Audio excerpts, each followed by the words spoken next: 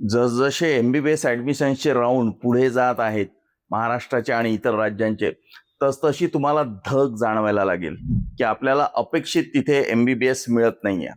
मागच्या वर्षीचे cut off तुम्ही स्टडी करा, म्हणजे तुम्हाला हा खेळ आणखीन डिटेलमध्ये समजेल. या कट ऑफ्सपेक्षा, मागच्या वर्षीच्या कट ऑफपेक्षा तुमची रँक जर खाली असेल आणि खूप खाली असेल, तर तुम्हाला गव्हर्नमेंट किंवा सेमी गव्हर्नमेंटमध्ये महाराष्ट्रात एम-बी-बी-एस मिळणार नाहीये. मग संपूर्ण प्रवेश प्रक्रियेत नेमकी काय स्ट्रॅटेजी ठेवायला पाहिजे, जेणेकरून आपल्याला बेस्ट रिझल्ट्स मिळतील? बेस्ट रिझल्ट्स म्हणजे काय? तर आपल्या बजेटमध्ये एम-बी-बी-एस मिळणं. प्रामुख्याने काय स्ट्रॅटेजी ठेवायला पाहिजे याबद्दल आज आपण बोलणार आहोत. यासाठी दोन प्रमुख भाग आहेत. एक म्हणजे राऊंडमध्ये भाग घेण्याची स्ट्रॅटेजी आणि दुसरं म्हणजे स्वतःची मानसिकता अनुकूल करणं. दोन्ही गोष्टी डिटेलमध्ये बघूया. राऊंडमध्ये भाग घेताना एक सर्वात महत्वाची गोष्ट लक्षात ठेवा, की तुम्हाला काय पाहिजे, तुम्हाला एम-बी-बी-एस कुठे पाहिजे, फक्त याचाच विचार करू नका. याचं कारण असं, की ही संपूर्ण प्रवेश प्रक्रिया तुम्हाला कुठे एम-बी-बी-एस पाहिजे ते देण्याकरता डिझाइन केली नसून तुम्हाला या प्रवेश प्रक्रियेतून बाहेर काढण्याकरता डिझाइन केलेली आहे. कारण खूप कमी एम-बी-बी-एसच्या सीट्स आहेत आणि खूप जास्त इच्छुक प्रमाणात कॅन्डिडेट आहेत. राऊंडमध्ये भाग घेताना दोन फॅक्टर्स तुमचं भविष्य ठरवतात. नीटचे मार्क म्हणजेच रँक आणि दुसरा म्हणजे तुमचं बजेट. हे दोन्ही फॅक्टर तुम्ही बदलू शकत नाही. हे दोन्ही फॅक्टर रिजिड आहेत. तुम्हाला जर मार्क 480 पेक्षा जास्त असतील किंवा तुमची ऑल इंडिया रँक जर 1,00,000पेक्षा वरची असेल, म्हणजे 1 ते 1,00,000 या दरम्यान जर ऑल इंडिया रँक असेल, तर तुम्हाला महाराष्ट्रात गव्हर्नमेंट किंवा सेमी गव्हर्नमेंट कॉलेजेसमध्ये एम-बी-बी-एस मिळण्याचे चान्सेस असतात. हा झाला तुमचा प्लॅन ए. मार्क कितीही असो, महाराष्ट्रात गव्हर्नमेंट किंवा सेमी गव्हर्नमेंट मिळालं पाहिजे असं 90% विद्यार्थ्यांची अशीच इच्छा असते.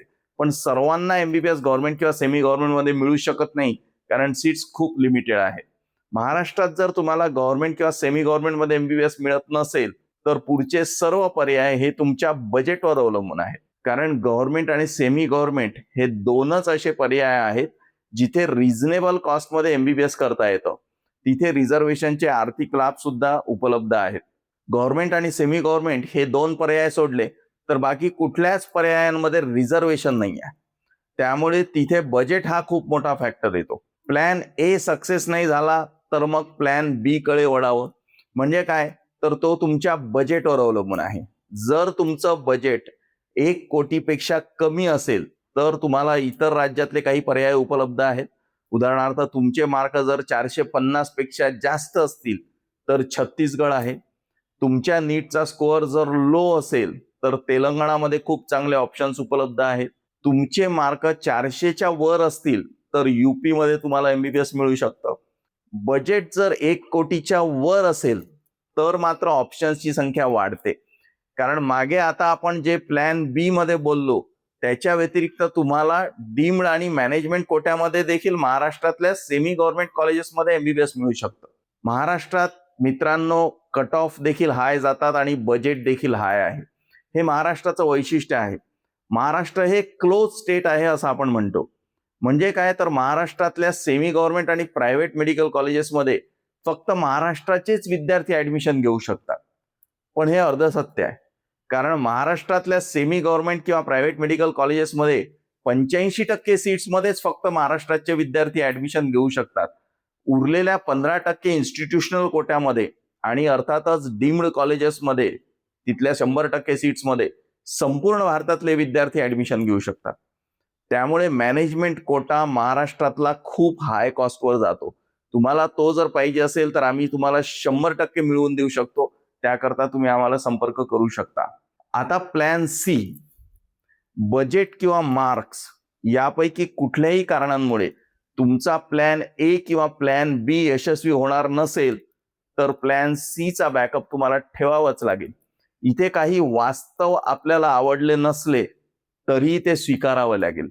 तुमचे जर मार्क 450 पेक्षा कमी असतील नीटमध्ये आणि तुमचं बजेट जर 70 लाखापेक्षा कमी असेल, तर तुम्हाला भारतात एम-बी-बी-एस करण्याचा कुठलाही पर्याय उपलब्ध नाही. हे तुम्हाला व्यवस्थित समजून घ्यावं लागेल. हे इतक्या स्पष्टपणे दुसरं कोणीच सांगणार नाही तुम्हाला, फक्त आम्ही सांगू. मग त्यामध्ये 2-3 प्रमुख पर्याय आहेत. उदाहरणार्थ परदेशात एमबीबीएस हा एक पर्याय तुम्ही निवडू शकता आणि सुदैवाने तो खूप चांगला आहे. योग्य कॉलेज जर तुम्ही निवडलं, योग्य मार्गदर्शन जर घेतलं, तर निश्चितपणे तुम्ही यशस्वी होऊ शकता. फक्त काही चुकीचे गैरसमज करून घेऊन हा पर्याय फेटाळून लावू नका.